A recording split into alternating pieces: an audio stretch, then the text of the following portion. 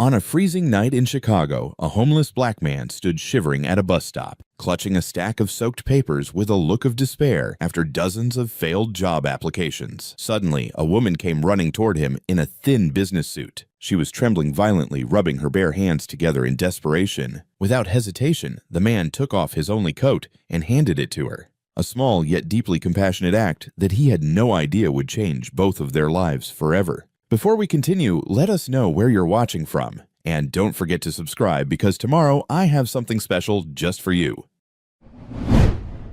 The wind tore through the deserted streets of South Side Chicago like a blade slicing across the empty bus stop where Gilbert Brown stood, hunched in the flickering half-light of a broken street lamp. Snow swirled around his boots, a relentless, quiet enemy that piled against his legs and soaked through the frayed seams of his coat. He tightened his grip around a battered manila folder tucked against his chest, the thin paper inside his last few resumes barely offering any protection against the night's gnawing hunger. Gilbert was 47 years old, a former structural engineer, a widower, a father clinging to what pieces remained of a life that had once been built on firm ground. Now he waited for a bus that might never come under a sky that seemed too heavy with gray to ever lift. Across the street, a neon pharmacy sign blinked 9:02 p.m., its dull red light bleeding into the whiteness of the storm. Gilbert shifted his weight from foot to foot, feeling the cold bite deeper, not just into his body, but into that hollow place inside where hope had once lived. His fingers, cracked and raw from too many nights spent braving the elements, trembled slightly as he adjusted the folder, careful not to let the wind tear it from him. Inside were pieces of himself. His degrees, his experience, the polite letters saying, "Thank you, but no thank you," in language more sterile than a hospital room. He breathed out slowly, watching his breath cloud and vanish into the night air like a ghost. He heard her before he saw her, the hurried, uneven click of heels against pavement, a sound nearly swallowed by the snow. Gilbert turned his head slightly enough to catch sight of a woman staggering toward the bus stop, clutching a leather purse against her chest. Hair plastered wet to her cheeks by the blowing snow. She wore no coat, just a business skirt and thin blouse, utterly unsuited to a night like this. Her face, flushed red from cold, was sharp and striking even in the dim light, her breath coming in shallow, panicked gasps as she ducked under the narrow shelter, shivering violently. Gilbert stiffened instinctively, drawing back into himself. He had learned over the past few years that people like her did not want to be approached by men like him, men who wore their bad luck like a second skin. Still, he couldn't help but glance at her from the corner of his eye. She rubbed her bare hands together desperately, arms wrapped tight around her slim frame, her teeth chattering audibly. Gilbert's first instinct, honed by months of looking out for no one but himself, was to keep still, keep quiet, mind his own business. But when a brutal gust of wind howled through the stop and she flinched visibly, recoiling from the force of it, something deep inside Gilbert moved, a stubborn, aching place he hadn't allowed himself to feel from in a long time. He looked down at his coat, thin, worn to the lining, barely enough to keep the cold at bay, and yet it was something. It was what he had. And at that moment, it was enough. Without thinking, without ceremony, Gilbert shrugged out of his coat. The cold hit him instantly, like diving headfirst into freezing water. He gritted his teeth, pushing past the instinct to cling to what little he had. He stepped toward her, holding the coat out in his calloused hands. The woman blinked, startled, her eyes wide and wary as he approached. "You don't have to do that," she said, her voice breaking from cold, and perhaps something else, surprise maybe, distrust. Gilbert gave a small, tired smile, one that didn't quite reach his eyes, but was honest just the same.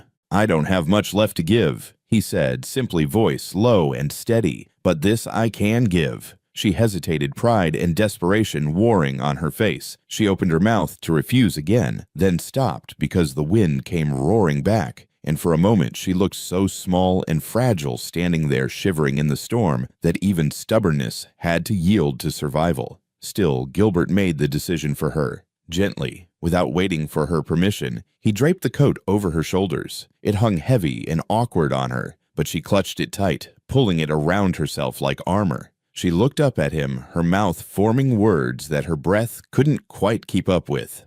"Thank you," she whispered. Gilbert nodded once curtly, then stepped back, folding his arms across his chest against the fresh onslaught of cold. They stood like that, side by side under the crooked shelter, two strangers bound not by words, but by an unspoken understanding that on a night like this, the simplest kindness could mean everything. And then as he bent his head against the snow, he heard it, the sound of paper fluttering away, thin and desperate as dry leaves in the wind. He turned sharply to see his manila folder slipped loose from his grip, torn open by the blizzard, resumes scattered across the icy sidewalk, tumbling end over end through the darkness. For a second, Gilbert just stood there frozen, not from cold this time, but from the sick realization that his last threads of hope were flying into the void. Then slowly, methodically, he began to move, stepping out from the shelter, reaching for the papers. Each one was a little more ruined than the last water soaking through the thin typewritten lines that had once told the story of a man with a steady job, a mortgage, a family. April, because that was her name, though he did not know it, yet watched him, her hands clutching his coat tighter around herself. She opened her mouth as if to speak, to apologize, to help, perhaps, but no words came. There was nothing she could say that would not sound hollow against the gravity of what was happening. Gilbert crouched low in the snow, gathering the sodden papers with rough, careful hands. His breath fogged in the air, slow and steady, as he pressed them back into the ruined folder. When he returned to the shelter, his fingers stiff and red, he caught her watching him, her eyes full of something he couldn't quite name, pity maybe, but not the condescending kind. Something more honest, something raw. "I'm sorry," she said finally, voice small. Gilbert shrugged, that tired smile flickering across his face again. "It's just paper," he said. "I can print more. As long as I'm standing, I can start again." They stood in silence, listening to the wind whip against the steel frame of the bus stop. Neither of them said another word. There was no need. Sometimes the most powerful conversations are the ones that happen in silence between people who recognize something broken, something brave in one another. Somewhere far down the street, headlights cut through the falling snow, the low rumble of a late bus breaking the stillness. Gilbert glanced at it, then at the woman beside him. She clutched his coat a little tighter, as if afraid that if she let go, she might vanish into the storm. He didn't know her name. She didn't know his. But somehow, standing there beneath the broken light, wrapped in a coat that smelled faintly of soap and old coffee, they were no longer strangers. They were survivors. The bus hissed to a stop, its doors creaking open. She turned to him, hesitating. "What's your name?" she asked. "Gilbert," he answered, voice rough but steady.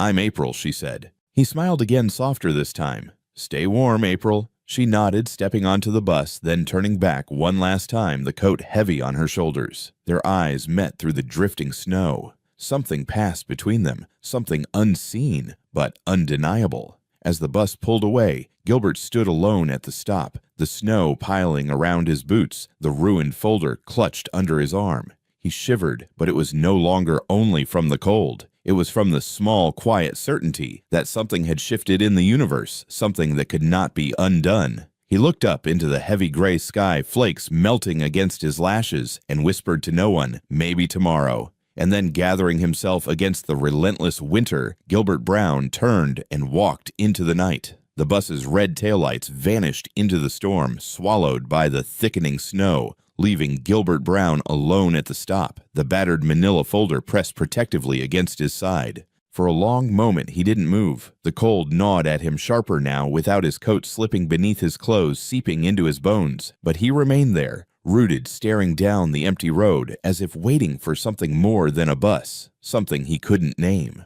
When nothing came but the wind, he turned, gathering what remained of his dignity and his ruined papers, and began the long trudge back through the silent streets of Chicago's South Side. His boots, long since worn thin, crunched through the deepening snow. Each step was slow, methodical, not because of exhaustion, though it weighed heavily on him, but because he had learned over these past few years that there was no need to rush when there was nothing waiting for you at the end of the walk. Around him, the city slept uneasily under a heavy, snow-laden sky, neon signs flickering against the blizzard, casting long, distorted reflections on the wet pavement. Gilbert moved like a shadow among them, unnoticed, unimportant, unseen. At the edge of a forgotten industrial block, hidden behind crumbling brick warehouses and rusted chain-link fences, sat his old pickup truck, a 1998 Chevy that had once carried his family to weekend picnics and school plays. Now it was home shelter coffin. He brushed the snow from the windshield with a numbed hand and pulled open the stiff door, climbing inside.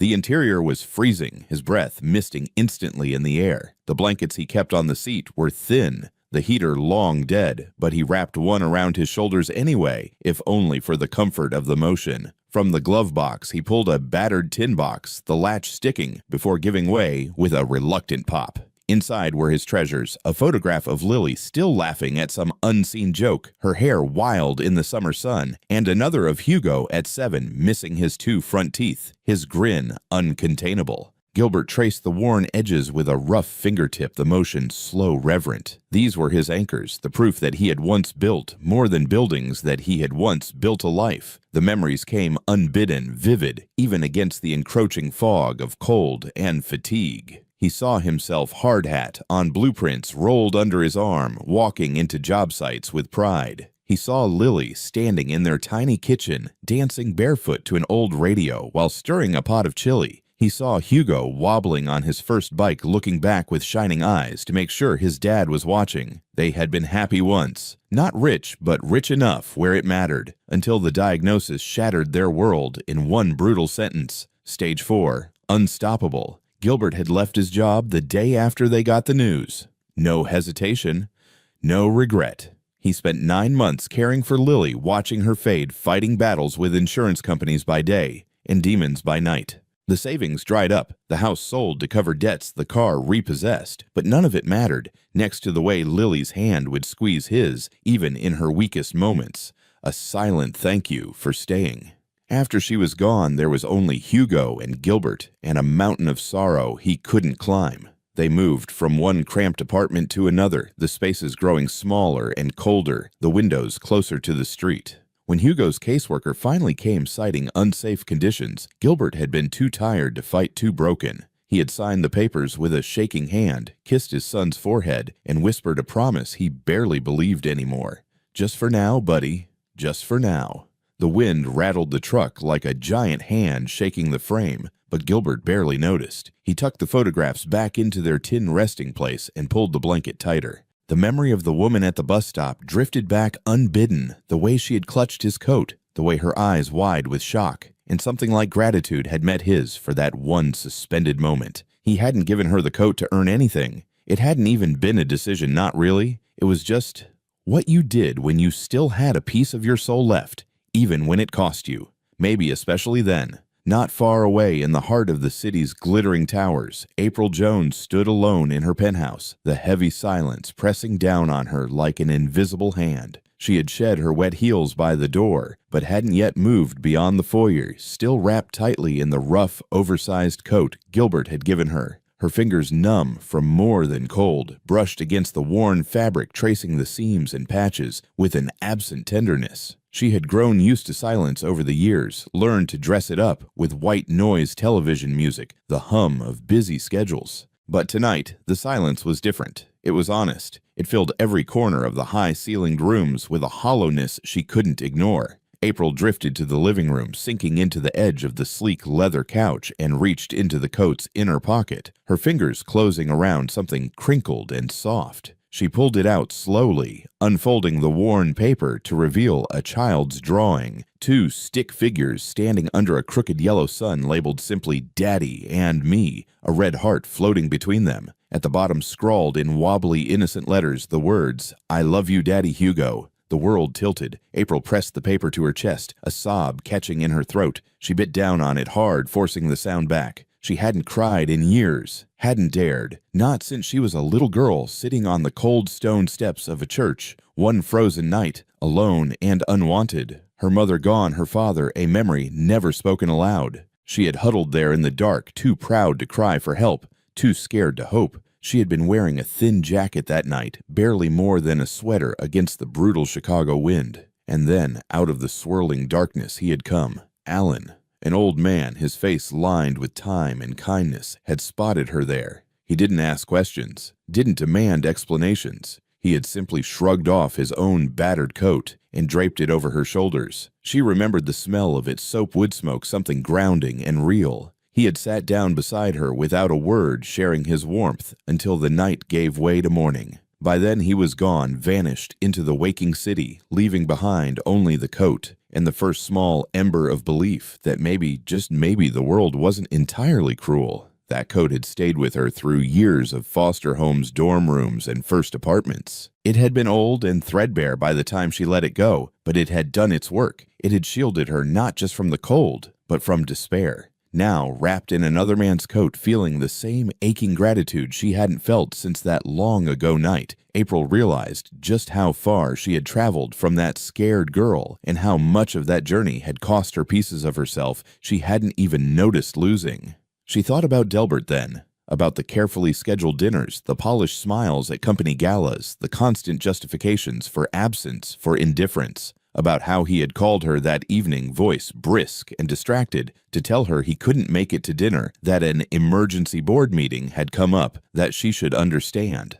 Of course she understood. She always did. Their whole relationship had been built on understanding that work came first, that sacrifices had to be made. She had understood last month when he missed her promotion celebration. She had understood last week when he forgot their anniversary. She understood tonight when he left her standing outside a shuttered office building, heels sinking into snow, while he negotiated some new merger she would read about in the papers tomorrow. It had been Gilbert Brown, a man with nothing to gain, who had looked at her and simply acted. April wiped her eyes with the sleeve of Gilbert's coat and looked out over the city, its lights blurred by the storm. Somewhere out there in the vast, indifferent sprawl of streets and steel was a man who had reminded her in a single, selfless gesture that kindness was still real, still alive. She didn't know yet what she was going to do about it, but she knew with a clarity sharper than the winter air against her skin that she couldn't go back to pretending she didn't need it. The storm raged through the night, hammering the city with wind and snow. But inside her penthouse, April Jones sat wide awake, the rough fabric of Gilbert's coat draped around her shoulders, the crumpled drawing of a little boy and his father clutched tight in her hands. Sleep would not come.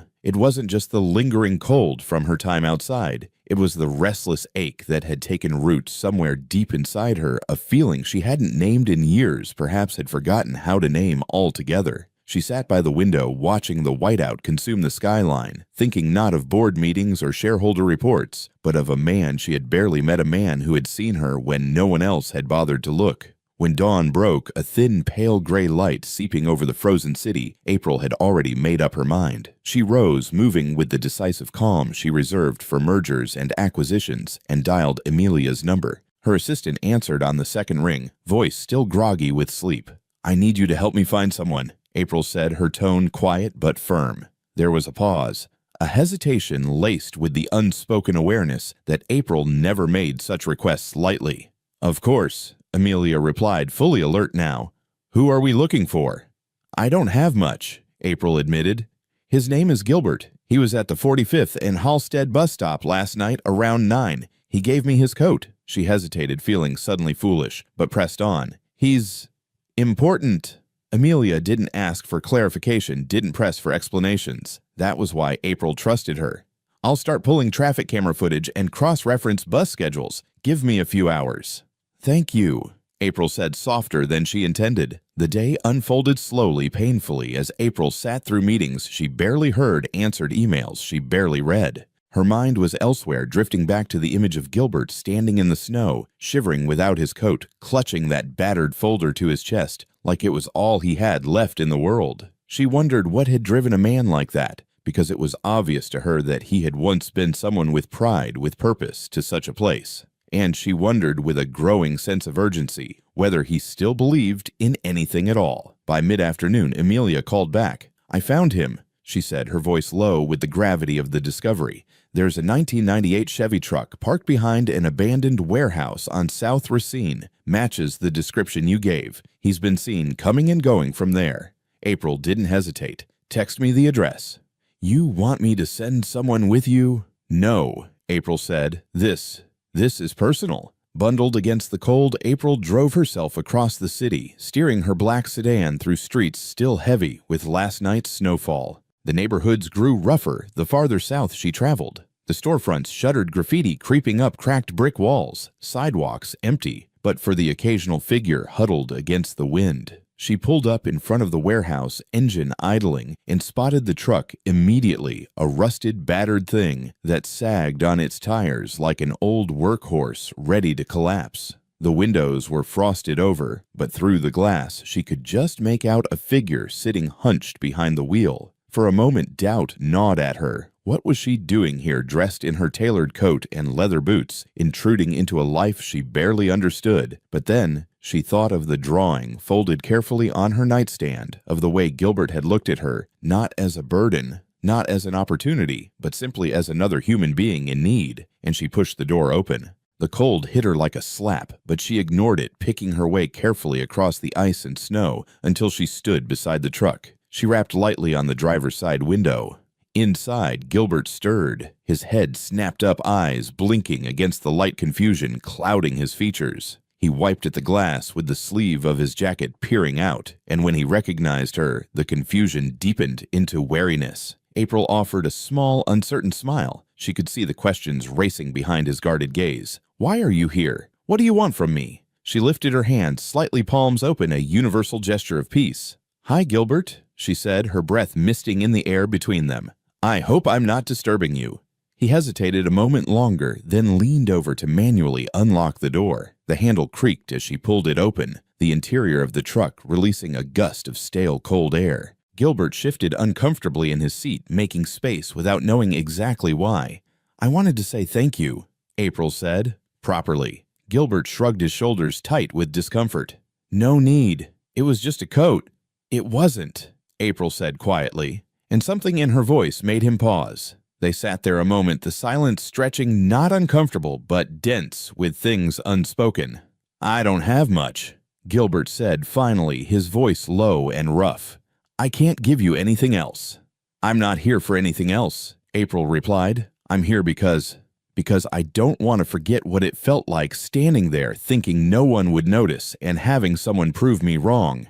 Gilbert looked away, out the frost-rimmed windshield. He was not a man accustomed to being thanked, to being acknowledged. "Would you have a cup of coffee with me?" April asked, her voice lighter, almost shy. Gilbert blinked at her, genuinely surprised.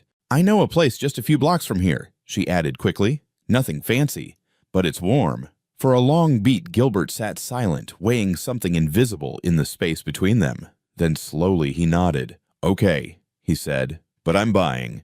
Least I can do."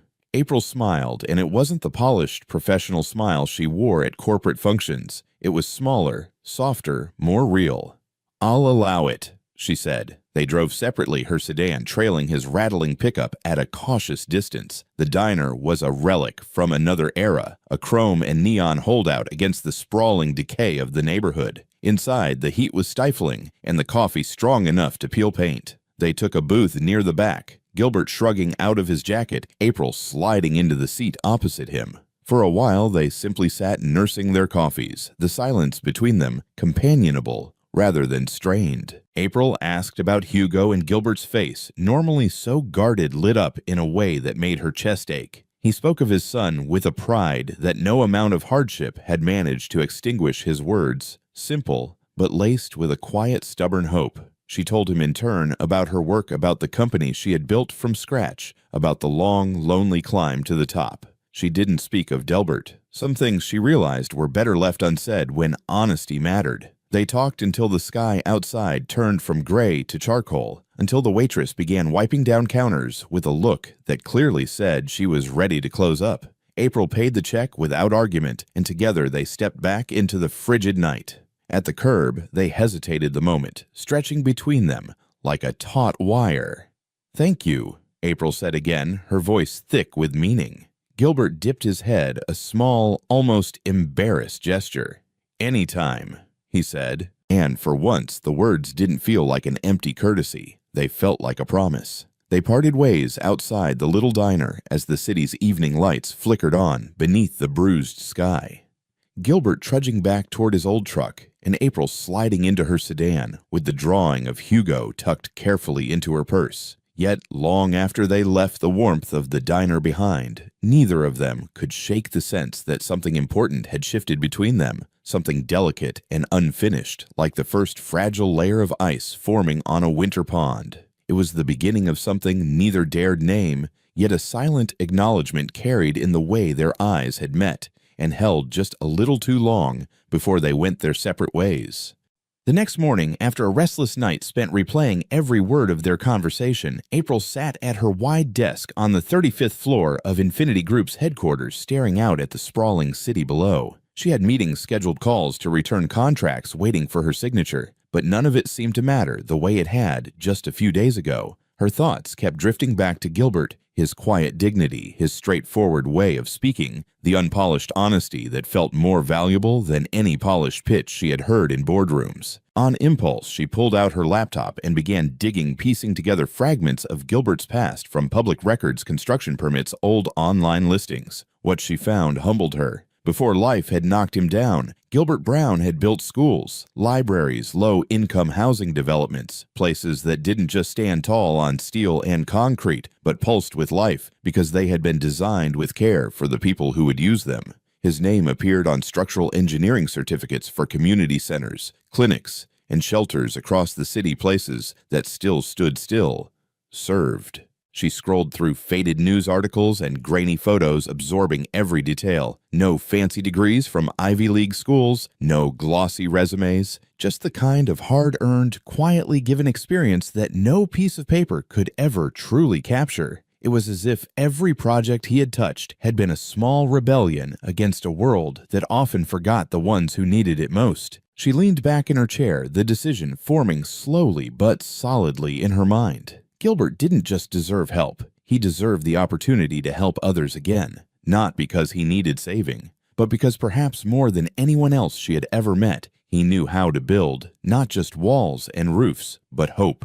Later that day, she called Gilbert, her voice steady, though her heart thudded with something that felt suspiciously like nervousness. "Would you meet me somewhere tomorrow?" she asked. Gilbert, cautious but curious, agreed. They met on a cold, bright morning, the sun glaring off the snow in painful brilliance. April picked him up in her car, and they drove in silence, neither speaking much, but the air between them, comfortable, weighted with expectation rather than tension.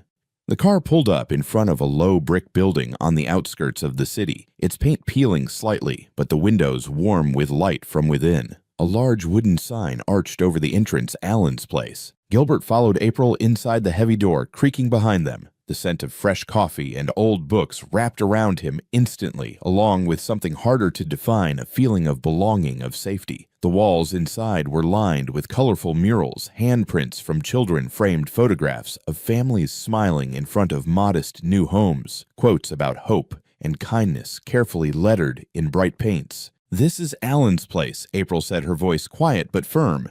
"Named after the first person who ever made me believe I mattered." Gilbert turned to her, eyebrows lifting slightly in question, but he said nothing, sensing there was more she needed to say. "When I was 12, April began walking slowly down a hallway lined with crayon drawings and thank you cards. I ran away from a foster home. It was winter a night, a lot like the one we met. I ended up sitting on the steps of a church, cold scared, convinced no one would care if I just disappeared." She paused by a photo of a small girl bundled in an oversized coat, a shy smile barely visible. "Allen found me there," she continued, "an old man with hands like tree bark and eyes that had seen too much. He didn't ask what I was doing there. He didn't demand I explain myself. He just took off his coat and wrapped it around me. Then he sat next to me all night long without a word, just being there." Gilbert swallowed hard, something tightening in his chest he hadn't felt in a very long time. "That night," April said, turning to face him fully, "changed everything for me. It wasn't dramatic. It wasn't flashy.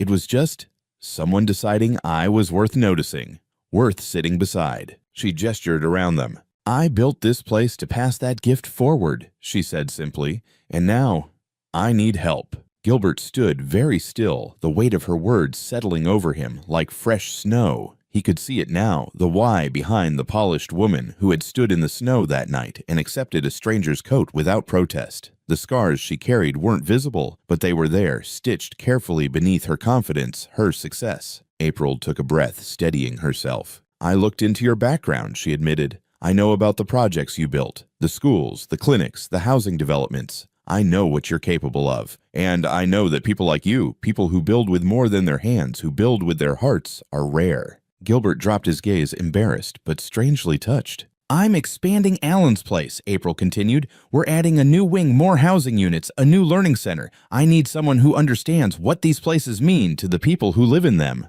I need someone who doesn't just see walls and beams, but families and futures. She let the offer hang there, unforced. I want you to join us as a technical advisor, help design it, help make sure it feels like home, not just another building. Gilbert's throat worked, but no words came out at first. He stared at the floor, then at the colorful drawings on the walls, then back at April, who waited without pressure, her hands tucked into the pockets of her coat, her expression steady and open. You really think someone like me?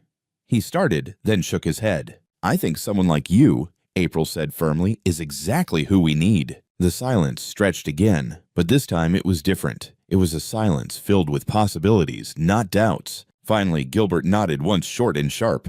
I'll think about it, he said. April smiled a real smile that crinkled the corners of her eyes. That's all I ask. They stood there a moment longer, surrounded by the warmth of Allen's place, and for the first time in longer than he could remember, Gilbert felt something uncoil inside him. A slow, cautious bloom of something he had nearly forgotten how to feel. Hope.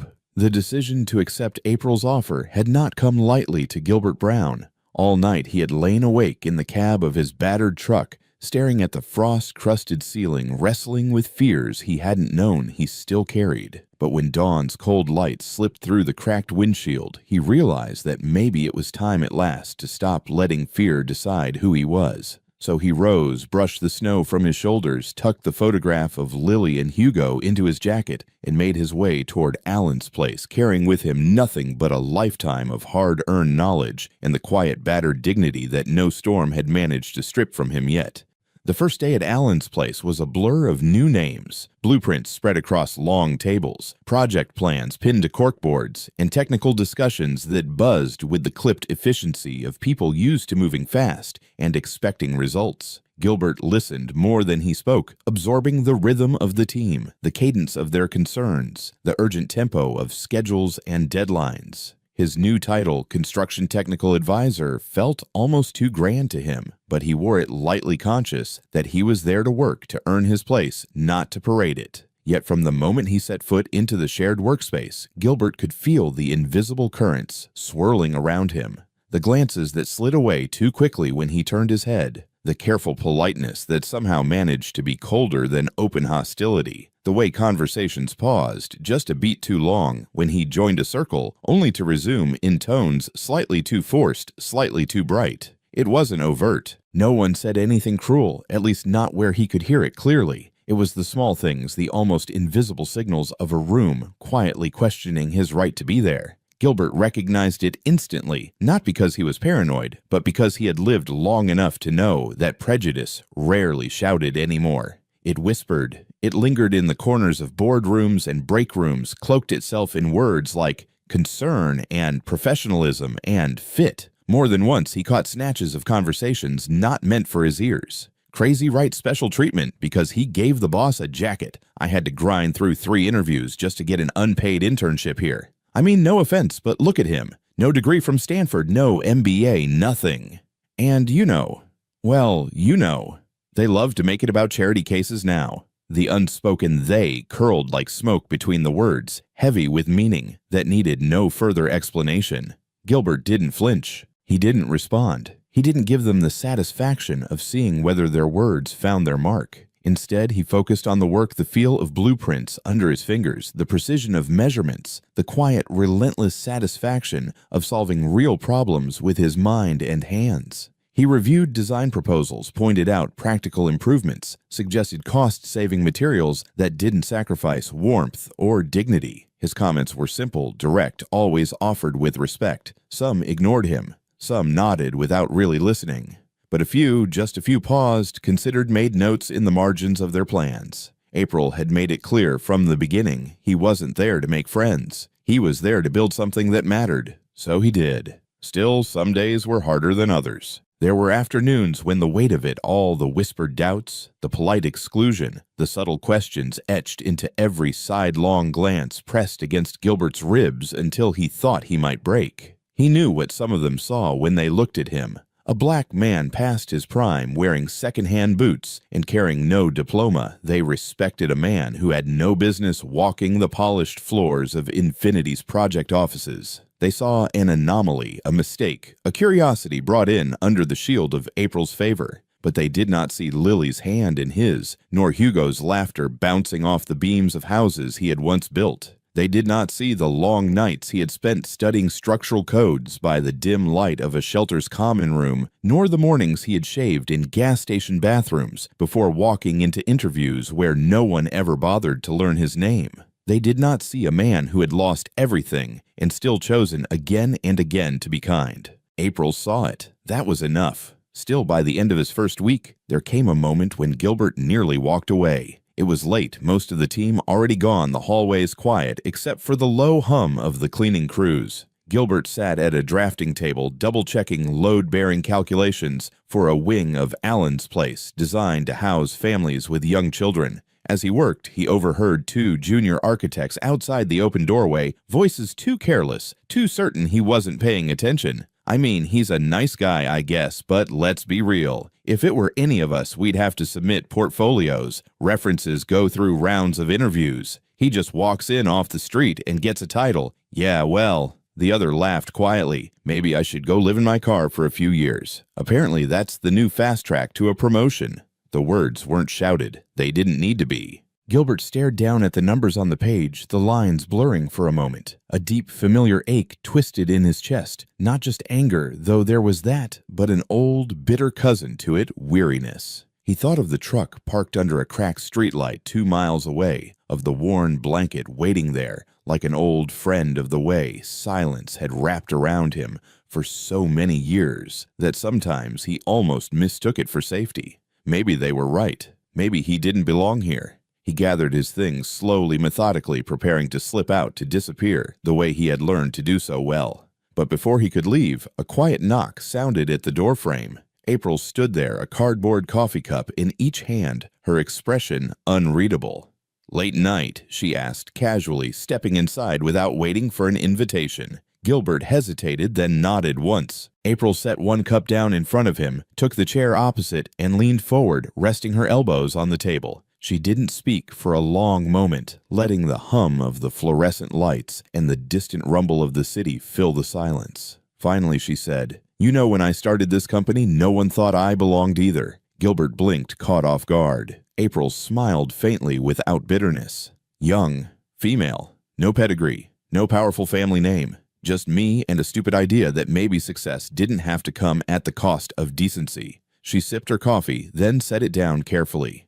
"There were days I sat in rooms full of people who made it clear I wasn't welcome, who thought I was a joke, who waited for me to fail." She met his eyes steadily. "You stayed in that storm to give someone a coat who couldn't pay you back. You stood alone. That's more courage than most people here have ever had to show." She tapped the blueprint lightly with one fingertip. "And you're building something that will shelter hundreds of people who have nowhere else to go. Don't you dare let them shame you out of it." Gilbert felt the words land somewhere deep, somewhere bruised and aching, and still, somehow, fiercely alive. He picked up his pencil again, setting it firmly to the page. April smiled, rising without another word, and left him to his work. Gilbert stayed until well past midnight, his calculations neat and precise, the weight on his shoulders somehow lighter, though the city outside remained just as cold. And for the first time in a very long time, he allowed himself to believe maybe belonging wasn't something you waited for others to grant you. Maybe belonging was something you built for yourself, one quiet, stubborn brick at a time. Winter tightened its grip on the city, the streets shimmering under layers of ice, the winds carving sharp paths between the high towers and the old brick facades alike. Yet inside Allen's place, a quiet kind of spring had begun to take root. Gilbert Brown moved through the halls like a man rediscovering not just work, but purpose, his steady presence becoming as much a part of the place as the worn floorboards and the bright murals that lined the walls. Every day he built a little more, not just in blueprints and beams, but in trust in belonging. And slowly, without anyone announcing it, the doubts that had once clung to him like second skin began to fall away, leaving something sturdier, something earned. It was in the midst of this slow, stubborn rebuilding that another door opened. With a steady job, secured a modest but clean apartment rented with help from Allen's Place outreach, and a new rhythm of life taking shape, Gilbert had dared to begin the process of bringing his son home. The paperwork had been daunting, the interviews grueling, the home visits thorough, to the point of feeling invasive, but Gilbert bore it all without complaint. He knew what he was fighting for. And when the call finally came, the caseworker's voice, soft but firm, telling him that the board had approved his petition, he sat in silence for a long moment, the receiver pressed to his ear, before whispering a simple hoarse, "Thank you." Hugo arrived on a Saturday afternoon, a duffel bag slung over his narrow shoulders, his gaze wary but not unfriendly. He was taller now, his voice deeper, but the shape of his eyes, the stubborn tilt of his jaw, were echoes of a boy Gilbert remembered tucking into bed years ago, whispering promises into the dark that he had barely dared hope he could keep. Their reunion was quiet. No tears or grand declarations, just a nod, a half smile, and a long, fierce hug that said more than words could manage. They were strangers and family, all at once, two people stitching together a bridge across the time and pain that had separated them. Gilbert gave Hugo the bedroom, claiming the pull-out sofa without a second thought. They stocked the kitchen together, their cart at the grocery store filled with practical choices, beans, rice, pasta, and a few indulgences slipped in when they thought the other wasn't looking.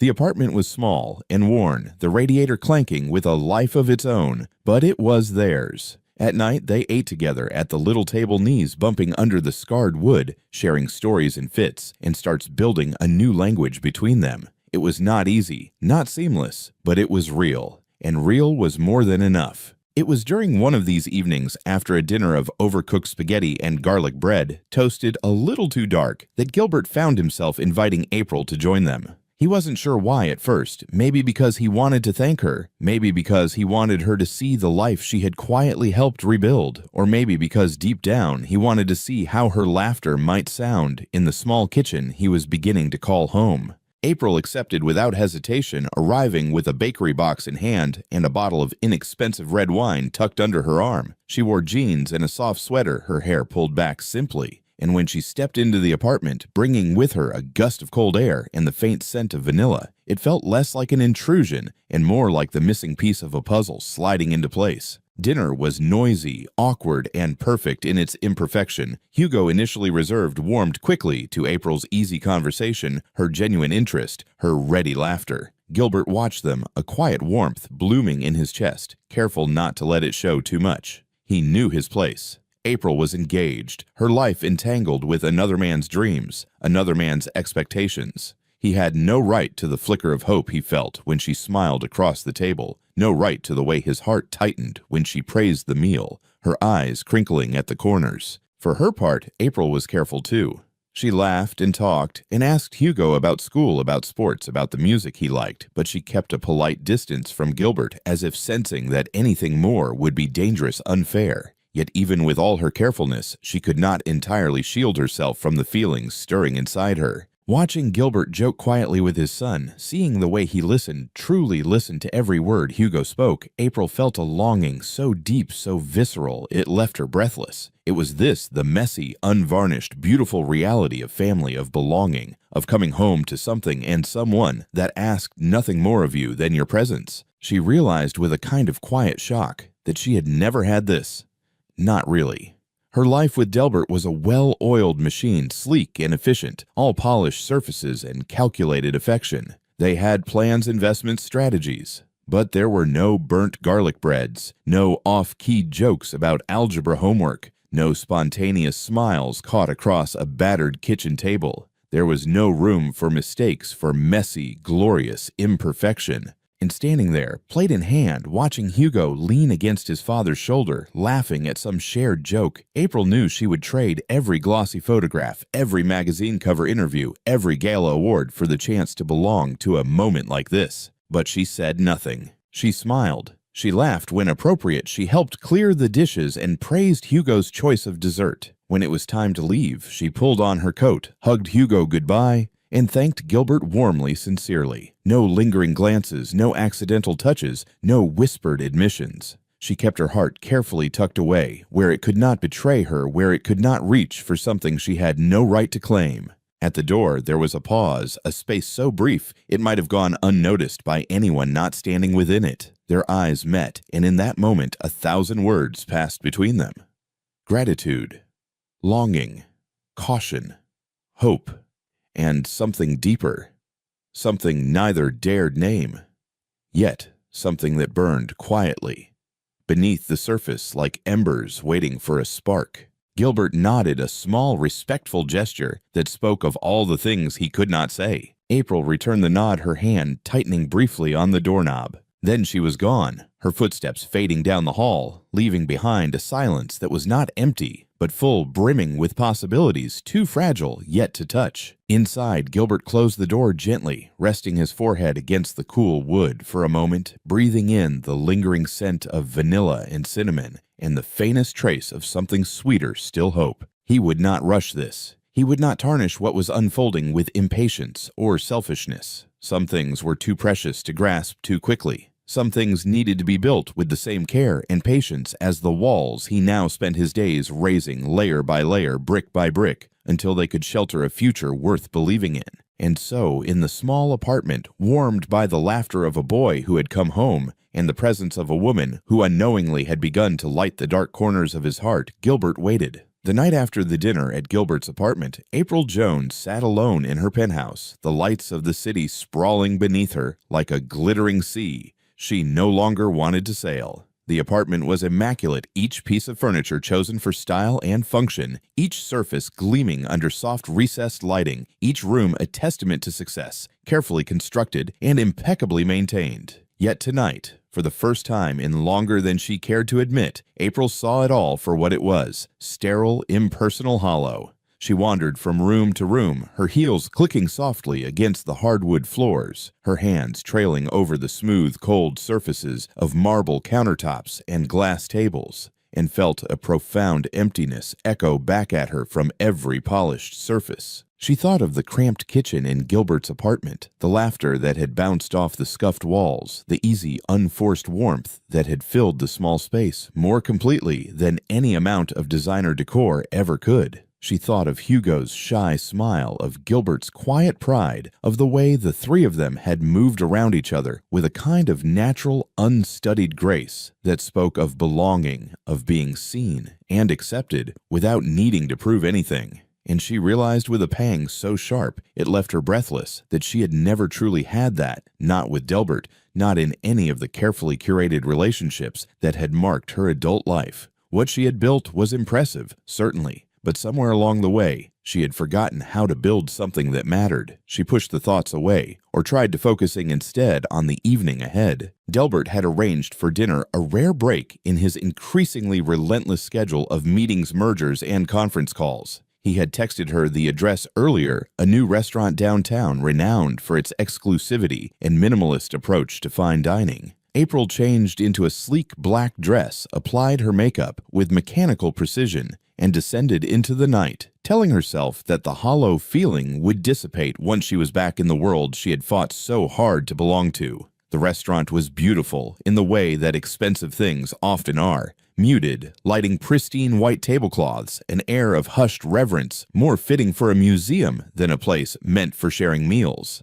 Delbert was already seated when she arrived, his suit perfectly tailored, his phone resting face down on the table as a gesture of courtesy that somehow still felt performative. He rose, kissed her cheek briefly, and pulled out her chair with a practiced flourish that left her feeling more like a client than a fiancé. They ordered wine, something imported and aged, and Delbert launched into a detailed recounting of his latest boardroom victories. April listened politely, nodding at the appropriate intervals, offering murmurs of approval where expected. She waited for him to ask about her day, about her work at Allen's place, about anything personal, but the question never came. Instead, he spoke of IPOs and market shares of expansion plans and projected revenues, his words crisp and efficient, each sentence a bullet point in a presentation she had not asked to attend. Midway through the meal, in a lull between discussions of asset diversification and property acquisitions, April ventured a topic of her own. "I met someone recently," she said, keeping her tone light. "A boy, 15. His name's Hugo." Delbert looked up from his wine glass, mildly interested. Through the foundation. Sort of, April said. He's the son of a man working with us at Alan's place. They've had a rough few years, but they're rebuilding their life. It's inspiring, really. Delbert smiled, a tight, polite thing that didn't reach his eyes. That's nice, he said. Always good to see people pulling themselves up. April hesitated, then pressed on, needing to say it aloud, needing to hear his response. Spending time with them, it made me think about family, about what it means to have a home, not just a house. Delbert's expression shifted just slightly, his features tightening, as if she had suggested something mildly distasteful. He set down his fork with deliberate care. April, he said, his voice calm, measured. We've talked about this. Our lives are complicated enough without adding unnecessary burdens. Children, family obligations, their distractions. We have a trajectory, a plan. You knew that when you agreed to marry me. She sat very still, her hands folded neatly in her lap, every muscle in her body aching with the effort of maintaining composure. I know, she said quietly. I just thought, maybe there's room for both. Success and something more. Delbert shook his head, a faint frown creasing his brow. There isn't. Not if you want to keep climbing. Not if you want to win. He leaned back in his chair, surveying her as one might assess a stock portfolio, weighing risk against reward. We're building something that will outlast us. Legacy, April. Impact. Not family dinners and science fairs. For a moment, April couldn't breathe. She stared at him, at the man she had promised to build a life with, and saw not a partner, not a companion, but a strategist, a tactician. A man who viewed love and loyalty as assets, to be leveraged liabilities to be managed. She thought of Gilbert again, unbidden the way he had looked at Hugo, not as an obligation, but as the best part of himself. She thought of the warmth of that small apartment, the laughter, the life pulsing in every cracked tile and worn piece of furniture. And she realized with a clarity that left her reeling that she wanted no part of the life Delbert was offering. But she said nothing. Not yet. Instead, she smiled polite and practiced and finished her meal, her heart breaking silently inside her chest. Later, as she rode the elevator up to her apartment, the city lights blurring into a smear of gold and blue. Beyond the glass, April pressed her forehead against the cool wall and closed her eyes. She knew what she had to do, but knowing was not the same as being ready. Not yet. For now, she would carry the weight of her own awakening alone, nursing the fragile, aching seed of hope that had taken root inside her heart, waiting for the moment when she would be strong enough to choose the life she had glimpsed across a battered kitchen table, the life she truly wanted, the life she was beginning slowly, painfully to believe she deserved. It was the kind of evening that should have felt like the start of forever. The restaurant sat perched high above the city, its windows offering a sweeping view of the skyline wrapped in the blush of sunset. Candlelight flickered softly across polished silverware. Live jazz floated gently from a corner stage, and the maitre d' had greeted her by name with a smile that said, "This is a special reservation, the kind you don't forget." April Jones, dressed in a sleek ivory gown that shimmered subtly under the low light, was aware of it all, the elegance, the spectacle, the quiet expectancy of the other diners glancing over now and then. But none of it seemed to touch her. It was like watching a film she had seen too many times before. Beautiful, but distant, all surface and no soul. Delbert sat across from her, impeccably dressed in a deep navy suit, his posture perfect, his smile polished to a fine sheen. He had been unusually attentive all evening, asking about her latest projects, complimenting her choice of wine, brushing his fingers lightly over her hand as he spoke. It was by all accounts a perfect date. And April, who had once dreamed of moments just like this, found herself unable to breathe beneath the weight of its perfection. When dessert arrived, a sculpted chocolate confection topped with gold leaf, Delbert reached into his jacket pocket with the kind of practiced ease that suggested this gesture had been rehearsed more than once. The room quieted slightly, not with drama, but with polite anticipation. And then he was kneeling beside the table, a small velvet box in hand, the city lights painting his face with 1,000 reflections. "April," he said, his voice warm, confident, composed. "We've built something extraordinary together, a life rooted in vision, discipline, success. You are brilliant, driven, compassionate. You're everything I've ever wanted in a partner. I want to share everything with you, every challenge, every triumph, every milestone. Let's take the next step. Let's make this official." He opened the box. Inside, nestled against black velvet, sat a diamond that could have paid for an entire wing at Allen's place. Around them, a few gasps of admiration fluttered from nearby tables. The room leaned in, waiting for the nod, the kiss, the applause. April didn't move. Her breath caught in her throat, not from emotion, but from something closer to suffocation. She looked at the ring, at Delbert's steady eyes, at the way his smile seemed already prepared for a photo opportunity, and felt a strange rising detachment, as though she were floating above her own life, watching someone else inhabit her skin. This was the moment. The one every magazine profile would reprint, the one that would be replayed in slideshows at galas, anniversaries, interviews.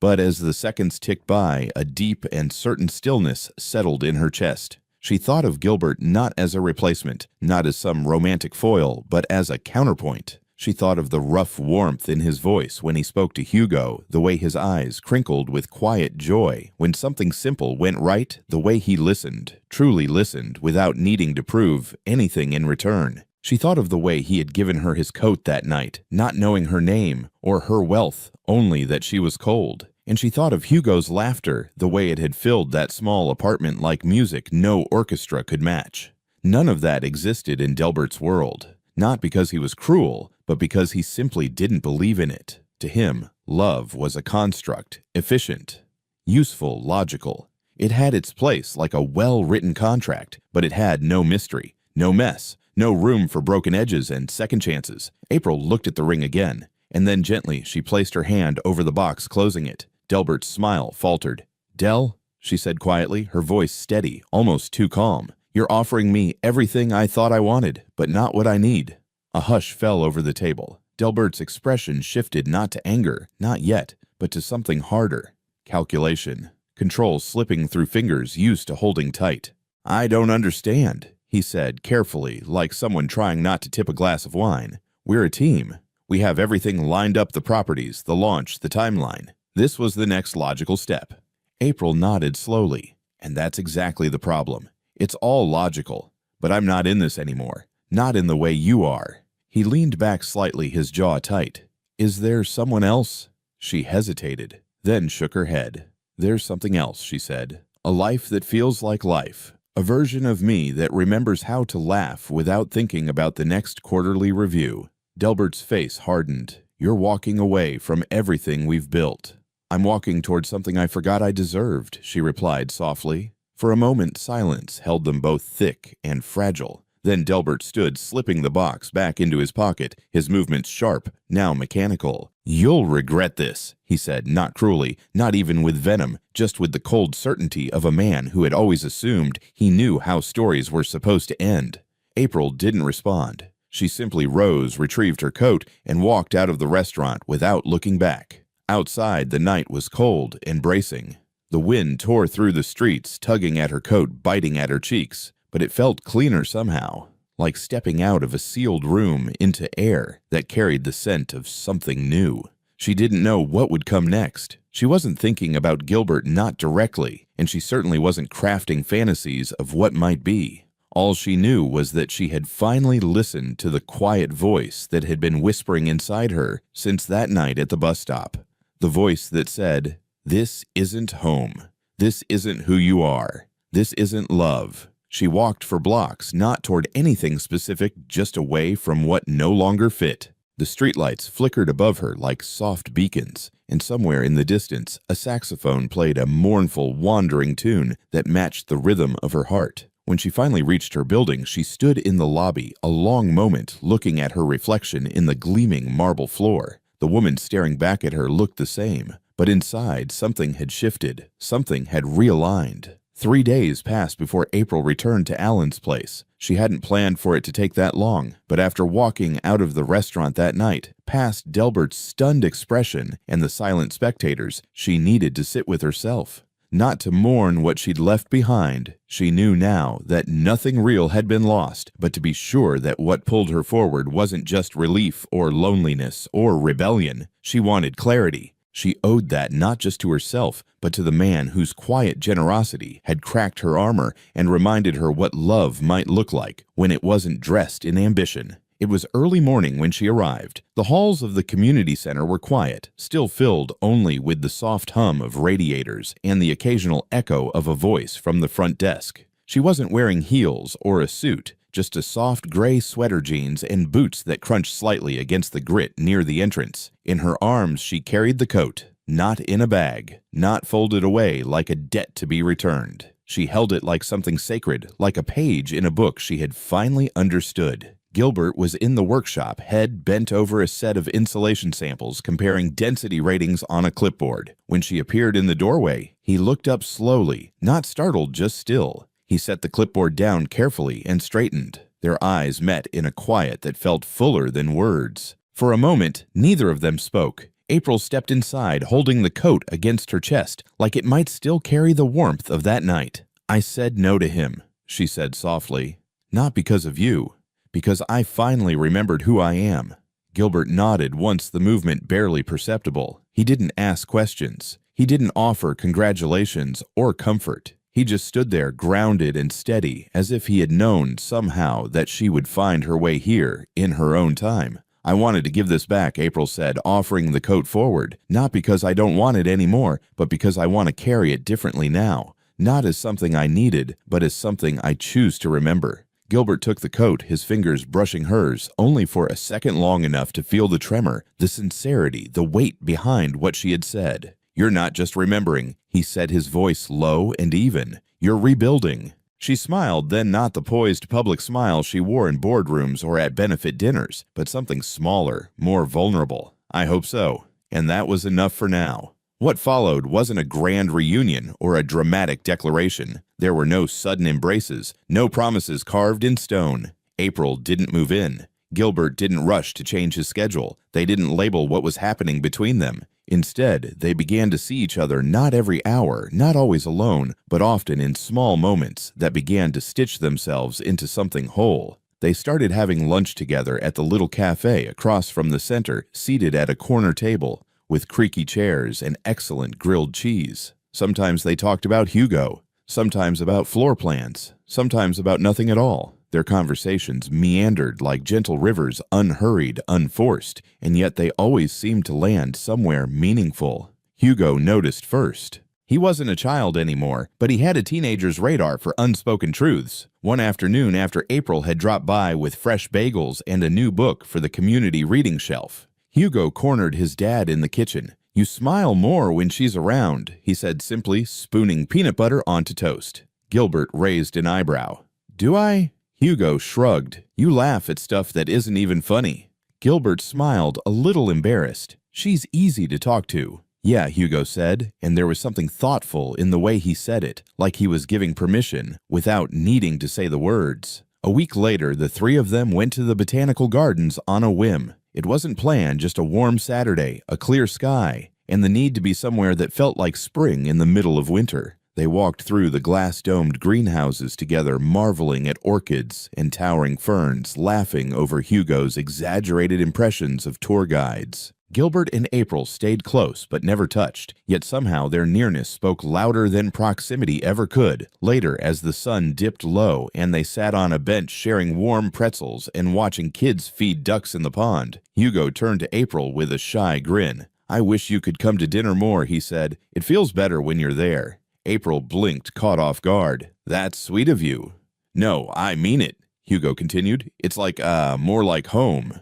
The words settled in her chest with a weight she wasn't expecting. She glanced at Gilbert, who was looking down, pretending to fuss with a napkin, but she could see it, the emotion swimming just below the surface. That night, April did have dinner with them again. Nothing fancy, just grilled chicken salad and store-brand ice cream with chocolate syrup. But she stayed afterward to help wash dishes, drying plates, while Gilbert rinsed trading stories about failed cooking experiments and childhood chores. Hugo sat at the kitchen table doing homework, occasionally chiming in with a joke or a question.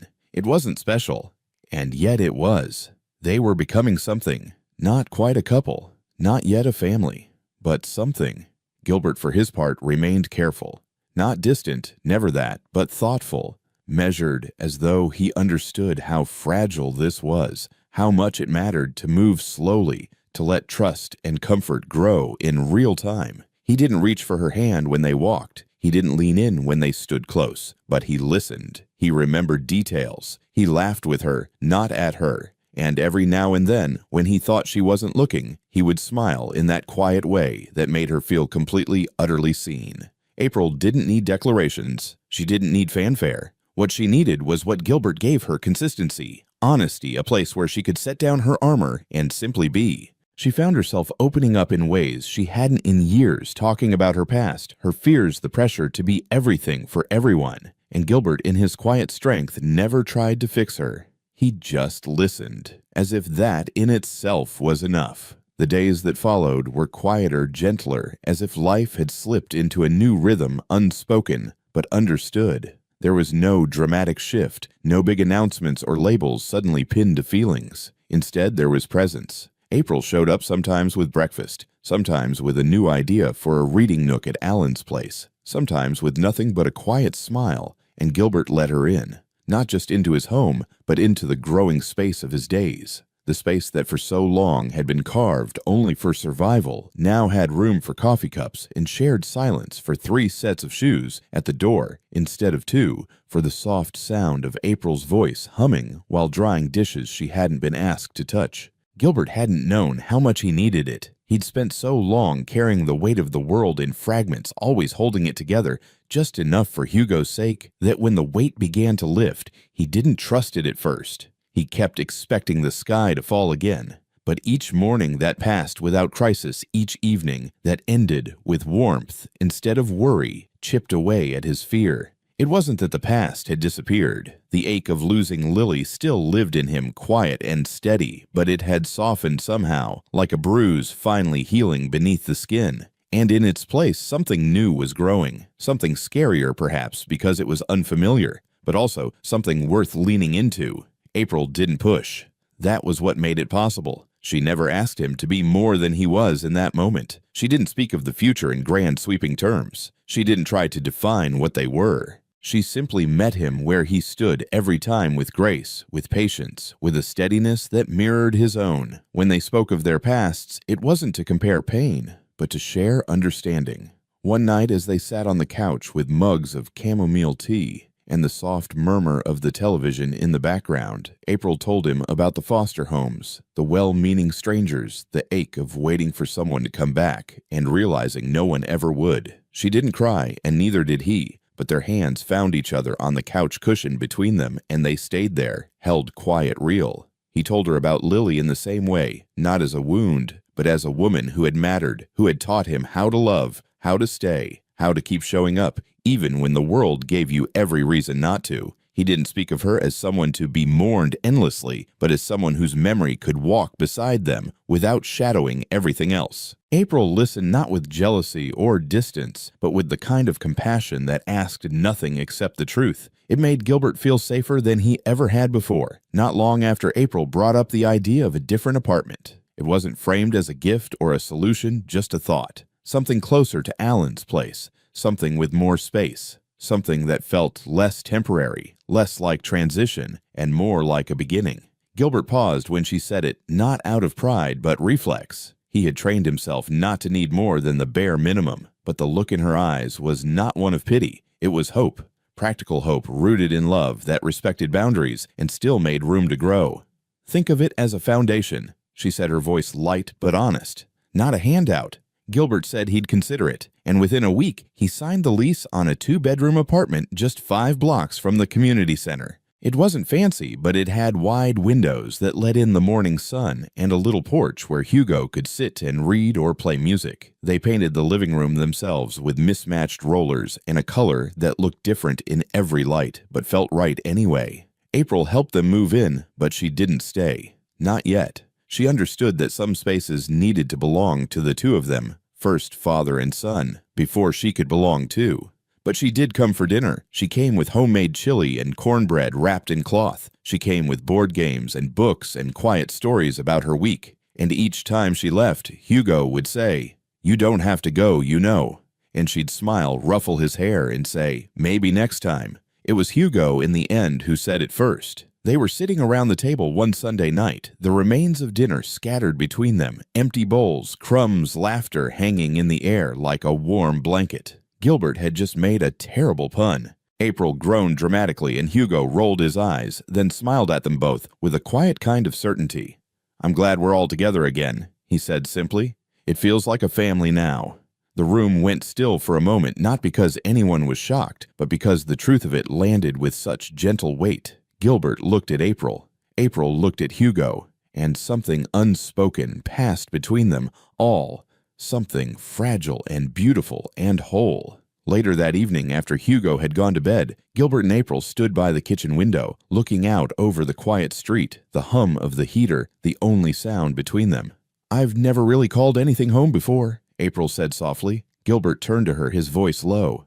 "You could start here." She didn't answer with words. Instead, she placed her hand over his palm to knuckle grounding him in something real. Then she looked up at him and said, with the gentleness of someone who wasn't asking, but stating a truth already known, "I'm not building alone anymore." He didn't speak either, just turned his hand and closed his fingers around hers. And just like that, what had been wordless found its name. They didn't rush into titles or rings or declarations. There would be time for that later. For now, there was this two people who had lost and learned and found their way back to the core of what it meant to care. And one young boy who had unknowingly bridged their hearts, made space for healing, and called it what it was: family. Join us to share meaningful stories by hitting the like and subscribe buttons. Don't forget to turn on the notification bell to start your day with profound lessons and heartfelt empathy.